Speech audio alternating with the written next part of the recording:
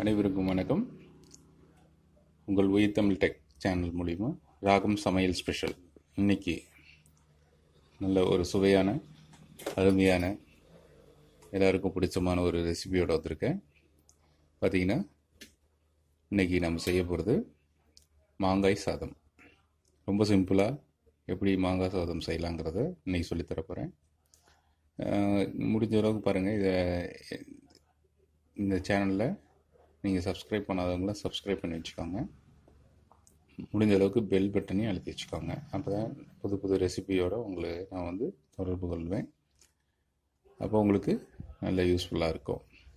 So இப்போது இந்த மாங்காய் சாதம் செய்வது எப்படிங்கிறத நாம் இப்போ பார்க்கலாம். இப்போ பாருங்கள், முதல்ல நம்ம என்ன பண்ணணும் அப்படின்னா, அடுப்பில் வானல் வச்சு ஒரு ஸ்பூன் எண்ணெய் அல்லது 1.5 ஸ்பூன் எண்ணெய் ஆட் பண்ணிக்கலாம். நம்ம சாதம் எவ்வளோ பேருக்கு வேணுமோ அதுக்கு தகுந்த மாதிரி நம்ம ப்ரிப்பேர் பண்ணிக்கலாம். இப்போ பார்த்திங்கன்னா எண்ணெய் ஊற்றியாச்சு, காஞ்சிடுச்சு. இப்போ கடுகு, உளுத்தம் பருப்பு அது போட்டு, அடுத்து கடலைப்பருப்பு போட்டு இப்போ தாளிக்கணும். நல்லா தாளிச்சிட்டு இருக்கும்போது என்ன ஆகணும், உங்களுக்கு ஒரு வெங்காயம், 2 வரமிளகா, கருவேப்பிலை, கொத்தமல்லி இதெல்லாம் ஆட் பண்ணி நல்லா வதக்க விடணும். இப்போது மஞ்சத்தூள் ஆட் பண்ணிக்கோங்க. சும்மா கொஞ்சமாக மஞ்சத்தூள் போட்டுக்கோங்க. தேவையான அளவு போட்டுக்கோங்க.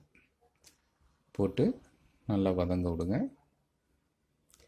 ஸோ வதங்கினதுக்கப்புறம் என்ன பண்ணுறீங்க, ஒரு அரை மாங்காய் அளவுக்கு இருந்ததுன்னா போதும். அந்த அரை மாங்காய் இது சீவி அதில் நம்ம வானலில் கொட்டிடணும்.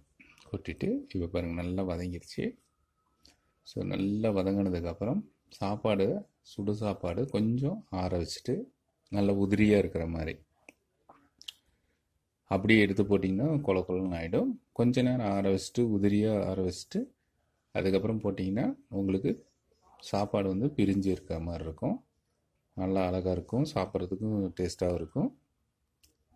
பாருங்கள், நல்லா உதிரியாக இருக்கிற சாதத்தை மாங்காயோட எல்லாம் போட்டு நல்லா கலந்துடணும். நல்லா பிரட்டி எடுத்துருங்க. அப்போ தான் அந்த எல்லா பக்கமும் மாங்காய் நல்லா ஸ்ப்ரெட் ஆகிருக்கும். ரொம்ப டேஸ்ட்டாகவும் இருக்கும். இது பார்த்திங்கன்னா குழந்தைங்களும் ரொம்ப விரும்பி சாப்பிடுவாங்க. முடிஞ்ச அளவுக்கு புளிப்பு அதிகம் இல்லாத மாங்காயாக பார்த்து எடுத்துக்காங்க. ரொம்ப புளிச்சதுன்னா கூட பிள்ளைங்க குழந்தைங்க சாப்பிட மாட்டாங்க. அப்படி ரொம்ப புளிப்பாக இருந்தாலும் ஒரு சிட்டிகை அளவுக்கு ஒரு சுகர் ஆட் பண்ணிக்காங்க. நல்லா டேஸ்ட்டாக இருக்கும். ஸோ நல்லா கிளறி விட்டுட்டே இருங்க. நல்லா சூடாக கிளறி விட்டுட்டே இருந்தீங்கன்னா தான் உங்களுக்கு நல்ல டேஸ்ட்டாக இருக்கும். இப்போ பாருங்கள், நல்லா கலர் வர நல்லா கலந்துக்கிட்டே இருக்கணும். ஸோ சுவையான மாங்காய் சாதம் ரெடி ஆகிடுச்சு பாருங்கள். ஸோ எல்லோரும் விரும்பி சாப்பிடக்கூடியதாக இருக்கும். நல்லா பாருங்கள், இது எல்லோரும் ட்ரை பண்ணி பாருங்கள். குழந்தைங்க எல்லாம் யூஸ் பண்ணுவாங்க. நல்ல சுவையான மாங்காய் சாதம் ரெடி ஆயிடுச்சு. எல்லோரும் நல்லா பாருங்கள். இது செய்யக்கூடிய பொருள்களும் கம்மி தான், ஒன்றும் ரொம்ப அதிகமாக தேவைப்படாது. இருக்கிறத வச்சு நம்ம ஒர்க் பண்ணிக்கலாம். ஸோ சுவையான மாங்காய் சாதம் ரெடி.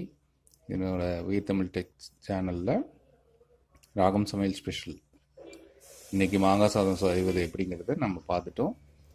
ஸோ எல்லோரும் இந்த சேனலை சப்ஸ்கிரைப் பண்ணிவிட்டு பெல் பட்டன் அழுத்திக்காங்க. இந்த சேனலில் இருந்த வீடியோஸ் ரொம்ப பிடிச்சிருந்ததுன்னா எல்லாத்தையும் ஷேர் பண்ணுங்கள், கமெண்ட் பண்ணுங்கள். ஸோ நன்றி.